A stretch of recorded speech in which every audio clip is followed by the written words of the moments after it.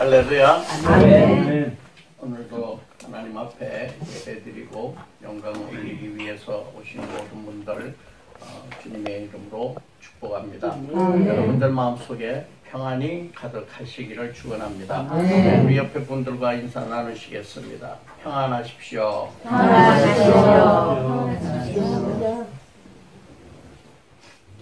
우리가 요한복음을 지금 계속해서 공부하고 있는데 14장 말씀은 예수님께서 이제 3년간의 공생의 생활을 끝내시면서 십자가에 달려 돌아가시기 전, 고난을 받으시기 전에 제자들과 함께 나눈 말씀입니다.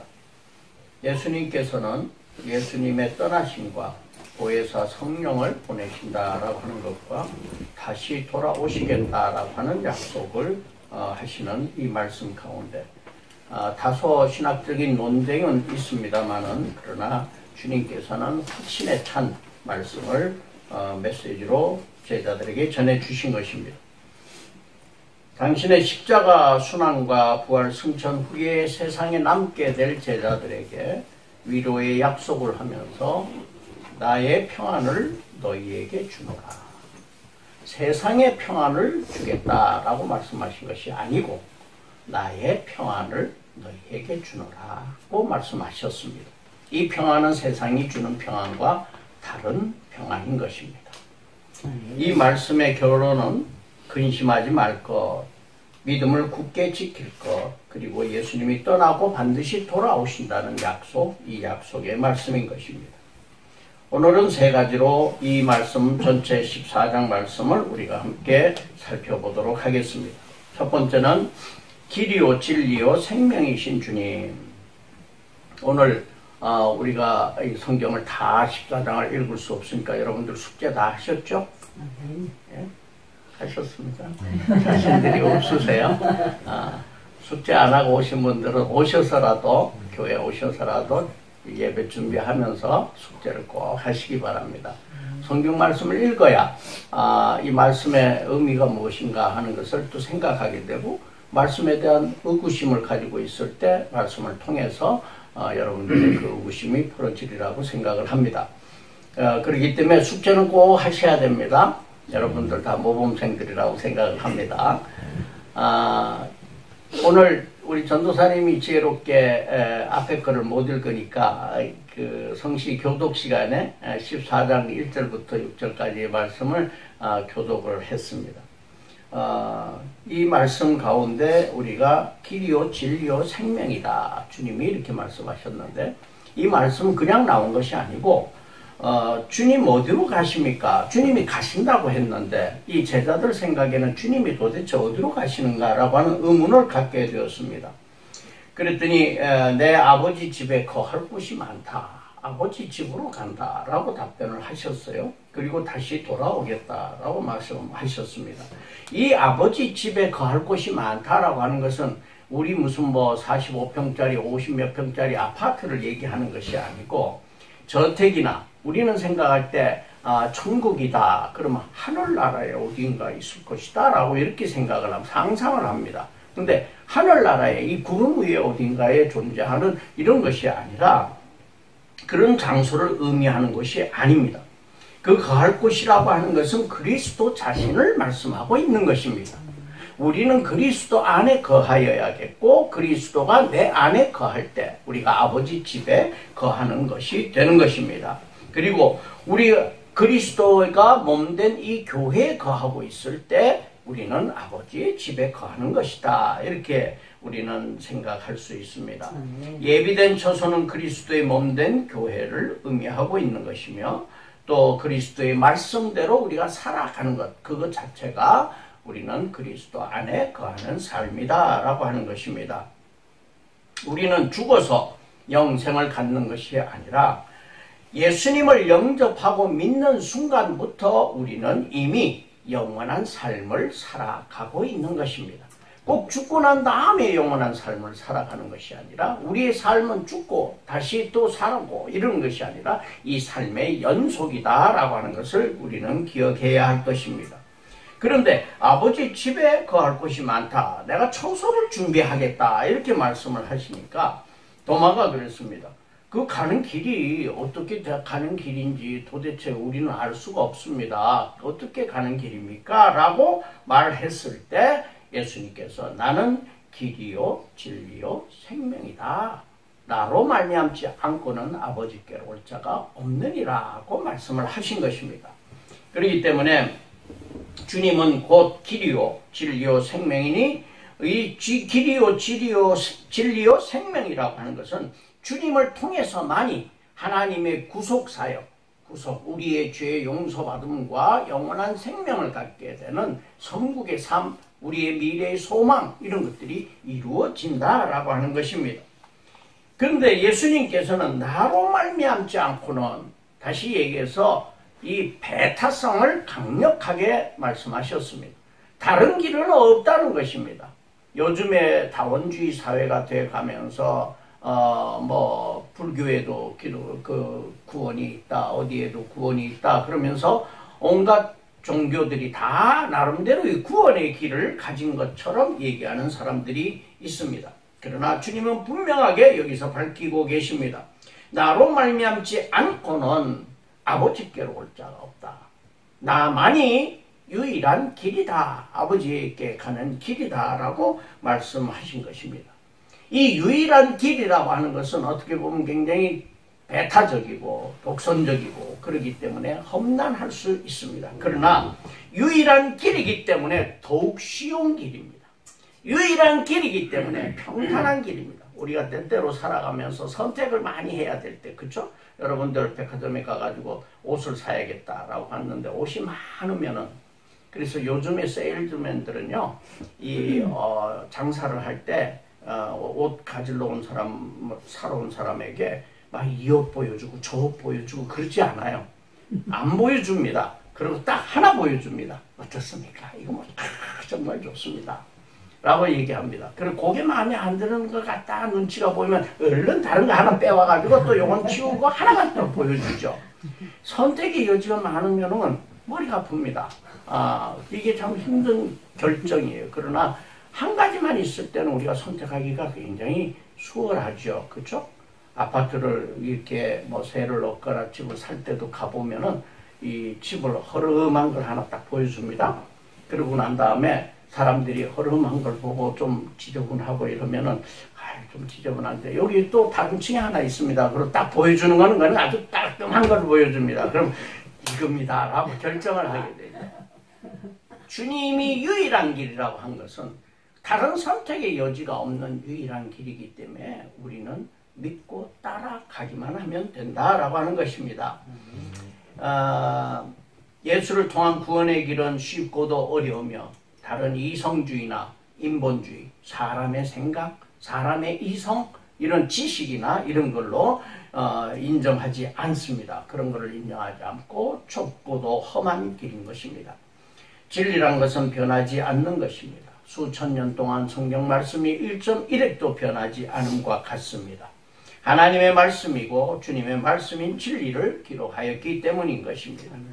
우리의 생명이 되신 주님이시고 또 영원한 생명을 약속하시고 지금도 우리에게 그 생명을 주시고 계시는 주님이시기 때문에 유일한 길이다 라고 말씀을 하신 것입니다. 두 번째는 성부와 주님은 하나이시고 삼위일체의 하나님으로 나를 사랑하는 자에게 나의 계명을 지키라고 말씀하셨습니다. 이것은 하나님을 사랑하고 주님의 계명이란 것은 뭡니까? 하나님을 사랑하고 내 이웃을 내 몸과 같이 사랑하라는 말씀입니다. 그리고 대사명인 땅끝까지 이르러 우리의 복음을 전파하라고 하신 이 말씀, 이 말씀에 순종하라고 하시는 그 말씀입니다. 주님께서 많은 요구를 하신 것이 아니라 하나님을 사랑하고 내 이웃을 내 몸과 같이 사랑하고 복음을 땅끝까지 전하라는 이 사명, 이것이 전부인 것입니다. 이 말씀에 순종하라고 하시는 것입니다. 빌립이 말합니다. 14장 말씀 가운데 빌립이 말합니다. 아버지를 보여주십시오. 아버지를 보여달라고 주님께 질문을 합니다. 제자들이 3년 동안이나 주님을 따라다녔습니다. 여러분들 교회에 나오신 지 얼마나 되셨어요? 10년 되신 분, 20년 되신 분, 30년 되신 분, 주님 주님이 안 보이는데, 하나님이 안 보이는데 하나님 보여주십시오 라고 혹시 여러분들 외치신 적이 있습니까? 이 제자들은 주님을 따라다녔음에도 하나님의 능력을 보고 주님이 어떤 분이다라고 하는 것을 다 깨달았으면서도 하나님을 보여달라고 이야기합니다. 그러니까 주님께서 말씀하십니다. 나를 본 자는 아버지를 보았거늘 어찌하여 아버지를 보이라 하느냐라고 하는 것입니다.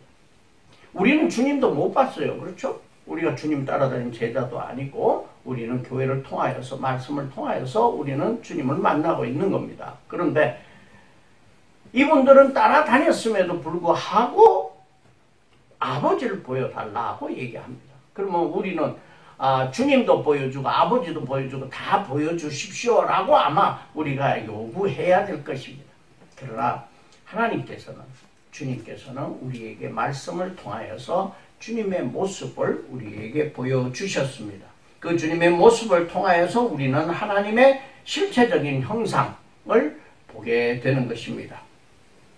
우리는 때때로 언제까지 자기의 욕구를 외치고 있어야 됩니까? 필립처럼 주님을 따라다니면서 또 주님이 보이지 않는다, 하나님이 보이지 않는다라고 말하고 있지는 않은가 우리 스스로 한번 생각해 보시기를 바랍니다. 우리가 하나님께 나아가는 것을 주님을 통해서만 가능한 것인데, 왜냐하면 우리의 죄성 때문에 하나님 앞에 감히 나갈 수가 없는 사람입니다. 그렇기 때문에 우리는 기도할 때 예수님의 이름으로 기도한다. 예수님의 이름으로, 나의 이름으로 구하는 자들에게 무엇이든지 구해질 것이다 라고 말씀하셨는데, 이 예수님의 이름으로 기도하는 것은 우리의 특권을 이야기합니다. 어느 날 제가 사관학교에서 우리 이제 군종 신부, 군종 법사, 군종 목사 이렇게들 같이들 식사를 같은 식탁에 앉아서 지휘관 참모들이 식사를 하는데 그 교장님이 가톨릭 신자예요. 근데 그분이 그러더라고요. 오늘은 저 돌아가면서 이제 앞으로 기도하는데 이분들 오실 때는 돌아가면서 오늘 법사님 기도하십시오. 그랬더니 법사님이 기도를 했어요. 이 법사님이 기도를 하는데 양식에 대해서 감사한 말씀을 이렇게 하죠. 다 하고 난 다음에 아멘은 합니다. 그분도 아멘 하더라고요. 근데 그분은 예수님의 이름으로 기도드립니다는 말은 할 줄 몰랐어요. 왜냐하면 우리가 예수 그리스도의 힘을 입어서 하나님 아버지 앞에 나간다 라고 하는 사실을 모르기 때문인 것이죠. 기도는 합니다. 공중에다 대고 이 곡식이 어디서 왔는가. 제가 그 사람의 기도를 지금 상당히 기억을 많은 부분 기억하는데, 이 곡식 어디서 왔는가. 땀 흘린 농부에게 복이 있을지어다. 그러면서 기도를 해요. 우리는 기도할 때 예수 그리스도의 이름으로 기도할 수 있다라고 하는 것이 우리에게는 축복인 것입니다. 아멘. 하나님 아버지 앞에 나아갈 수 있는 길이, 유일한 길이 예수 그리스도이기 때문에 우리가 예수 이름으로 기도할 때 우리는 하나님 아버지 앞에 상달되는 기도가 된다라고 하는 것입니다. 주님은 말씀하셨습니다. 나를 사랑하는 자는 주의 계명을 지키는 자라야 된다.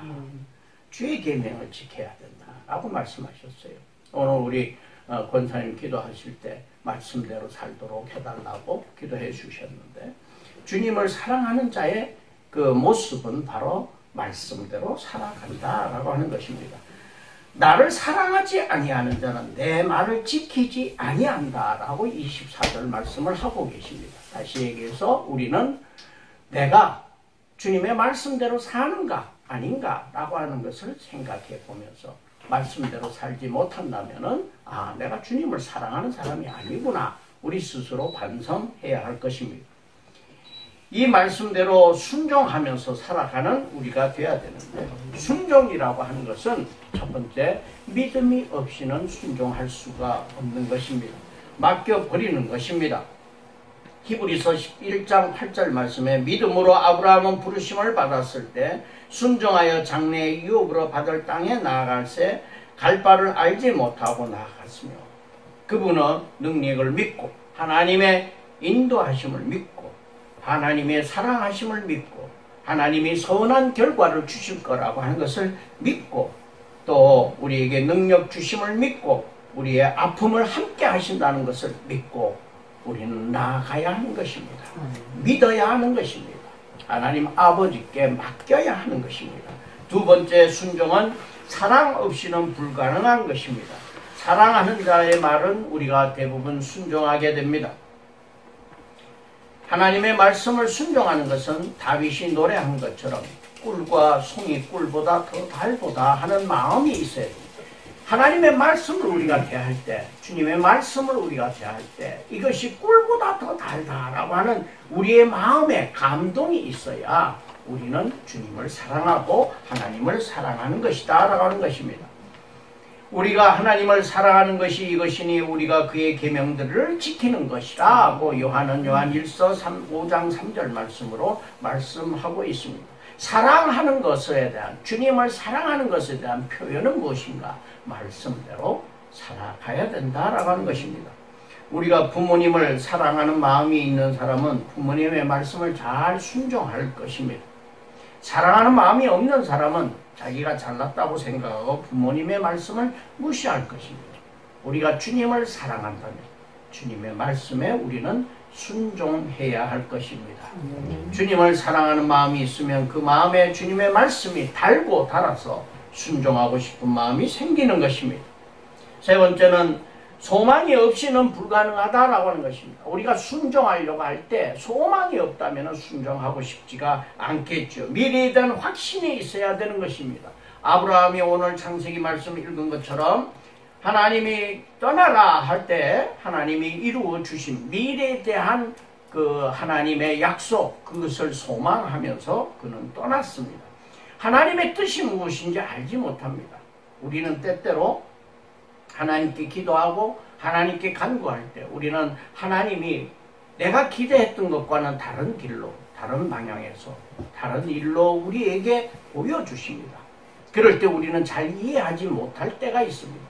우리는 하나님의 뜻이 무엇인지 알지 못한다고 하더라도 주님의 말씀이라고 생각하면 우리는 순종하면서 하나님의 뜻을 기다려야 할 것입니다. 아브라함처럼 기다려야 할 것입니다. 그럴 때 하나님은 우리에게 축복을 주신다라고 하는 것입니다.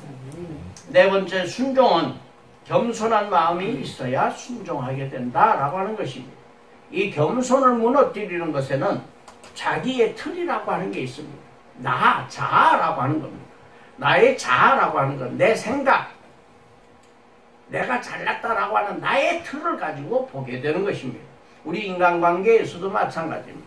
상대편을 포용할 때 나의 틀을 부셔놓고 나의 틀을 깨어놓고 볼 때 인간관계가 잘 이루어지는 것이지, 나라고 하는 틀 속에다가 상대편을 우겨 넣으려고 하면은 싸움이 일어나게 되는 것입니다. 그랬을 때 나라고 하는 틀을 이제는 무너뜨릴 때 상대편도 내 안에 들어오고 나도 상대편 안에 들어갈 수 있게 되는 것처럼 우리는 겸손한 마음이 되어야 합니다. 욕망의 틀을 깨어버려야 됩니다. 인간적인 지식의 틀을 깨어버려야 됩니다. 물질의 틀을 깨어버려야 합니다. 그래야만 우리는 순종할 수가 있다라고 하는 것입니다. 우리가 전적으로 무능하다, 하나님 아버지 저는 무능합니다, 아무것도 할 수 없습니다 라고 무릎을 꿇을 때 우리는 말씀에 순종하게 된다라고 하는 것입니다. 우리가 무릎을 꿇지 않을 때에는 하나님 말씀에 순종하지 못하게 되는 인간적인 욕구, 인간적인 욕망들이 솟아오르게 되는 것입니다. 다섯 번째는 우리가 순종하고 싶을 때는 나의 의지로는 상당히 힘들 때가 많습니다. 성령님의 인도하심이 필요한 것입니다. 우리가 말씀대로 순종하고 싶을 때 성령님의 인도하심을 구해야 할 것입니다. 내 생각, 나의 이성, 아주 편협한 우리의 이성을 가지고 주님을 바라보고 아주 편협한 우리의 생각을 가지고 하나님을 나의 생각만큼만 이렇게 그려놓고 하나님을 순종한다라고 하는 것은 잘못된 생각입니다. 성령님의 인도하심 없이는 항상 이런 실수를 저지르게 되는 것입니다. 마지막으로 주님께서는 나의 평안을 너희에게 주노라고 말씀하고 계십니다. 14장 1절 말씀에 너희는 마음에 근심하지 말라고 말씀을 시작하십니다. 위로와 근심하지 말아야 될 근거는 하나님을 믿으니 곧 나를 믿으라고 말씀하셨습니다. 예수 그리스도께서는 하나님을 믿는 사람들은 나는 하나님과 함께 동등합니다 라고 하는 것을 믿어야 우리에게 마음의 평화가 온다라고 하는 것입니다. 어떤 것도 우리를 주님을 사랑하는 마음에서 끊을 수 없다라고 하는 확신을 성령의 인도하심으로 체험하게 되어야 평안이 오는 것입니다. 주님께서는 떠나시면서 나의 평안을 너희에게 주노라 하시면서 보혜사 성령님이 너희들을 보호하실 것이다 라고 말씀하고 계십니다. 우리를 고아처럼 버려두지 아니하신다라고 말씀하셨습니다. 주님께서는 지금 이 시간도 우리와 함께 계시고 보혜사 성령님께서 우리와 함께 계셔서 우리의 간구를 들으시고 우리의 모든 생각들을 주관하고 계시는 줄 믿습니다. 보혜사 성령의 역할은 여러 가지 역할이 있는데 그 중에서 이 보혜사라고 하는 말의 뜻은 재판관 옆에서 변론하는 분을 보혜사라고 얘기를 합니다. 헬퍼라고도 얘기를 합니다. 그런데 이 주님께서 그 역할을 하셨는데 주님께서 보내시는 보혜사가 대신해서 주님의 역할을 하게 된다라고 하는 것입니다. 그렇기 때문에 이 제자들에게 두려워하지 말고 나의 평안을 너희에게 주노니 이 보혜사의 인도하심을 따라서 평안을 가질지어다 라고 말씀하고 계시는 것입니다. 이 보혜사 성령은 우리에게 하나님의 사랑에 대한 인식을 갖게 합니다. 여러분들이 주님을 사랑한다, 또 주님께서 나를 사랑하신다 라고 하는 것을 무엇로 느낄 수가 있습니까? 책을 보고 느낄 수가 있습니까? 아니면 그 말씀을 통해 가지고 말씀으로 그냥 우리가 이성으로 깨달을 수가 있습니까? 주님이 주시는 사랑, 하나님이 우리에게 주시는 사랑은 성령님이 아니고는 우리에게 깨달음을 줄 수가 없는 것입니다. 그래서 아직도 주님이 나를 얼마나 사랑하시는지, 하나님이 나를 얼마나 사랑하시는지 못 깨달으신 분이 계신다면 우리는 보혜사 성령님께서 나에게 깨닫게 해 주십시오라고 우리는 간구해야 할 것입니다. 보혜사 성령은 또 우리가 살아가는 인생의 목적이 무엇인지, 사명이 무엇인지를 깨닫게 해 주십니다. 성령께서 하시는 일을 이 세상 사람들은 알지 못하기 때문에 우리를 잘 이해할 수 없을 수도 있습니다. 그러나 성령님은 우리와 함께 계시고 우리 안에 늘 계시면서 하나님의 말씀을 우리 세계에 생각나게 깨닫게 해 주신다라고 하는 것입니다. 주님의 평안은 우리가 말하는 인간적 평안을 말하는 것은 아닙니다. 나의 평안을 주신다. 분명하게 주님께서는 이렇게 표현하셨어요. 나의 평안을 너희에게 준다라고 말씀하셨습니다. 그것은 곧 받으실 고난과 죽음, 고통과 멸시 등의 인간적 아픔을 하나님의 말씀에 순종해서 세상을 구원하고 사명을 감당하는 담대한 평안을 말씀하고 있는 것입니다. 제자들은 예수님 부활 후에 인간적인 평안함을 누렸습니까? 제자들은 그렇지 못했습니다. 모두 다 고난과 고통과 순교를 당한 삶이었습니다. 어떻게 인간적으로 보면 이렇게 제자들의 삶을 바라보면서 우리가 평안했다라고 얘기할 수 있겠습니까? 제자들은 절대 평안하지 않았습니다. 우리 인간적인 눈으로 볼 때 절대 평안하지 않았습니다. 십자가에 거꾸로 달려 돌아가고 돌을 맞아 돌아가시고 많은 고난과 고통을 받고 돌아가셨던 것입니다. 그러나 세상을 이기신 주님께서 당하셨던 그 고통과 고난처럼 그런 가운데서도 주님이 승리하신 것처럼 이 제자들의 삶도 승리하였던 것입니다. 주님께서 우리에게 주시는 주님의 평안함이라고 하는 것은 이렇게 고통과 고난 가운데서도 승리하는 삶을 우리에게 주신다라고 하는 것을 말씀하고 계십니다. 주님은 이 14장 마지막에 일어나 여기를 떠나자라고 말씀하십니다. 우리는 언제나 그 자리에 앉아 있을 수 없습니다. 주님께서는 떠나야 하시는 것처럼 우리도 일어나서 복음 전하는 자리로 우리가 떠나야 할 것입니다. 고통받는 자리로 우리는 들어가야 할 것입니다. 내 삶이 힘들고 고단하더라도 우리는 그 삶 속으로 들어가서 주님께 영광을 드러내야 할 것입니다. 기도하겠습니다. 주님께서 당하셨던 고통과 고난이 저희들에게 평안이 되게 하여 주시옵소서. 아멘. 주님께서 가지셨던 그 아픔이 저희들의 평안이 되게 하여 주시옵소서. 아멘. 예수님 이름으로 기도를 올리옵나이다. 아멘.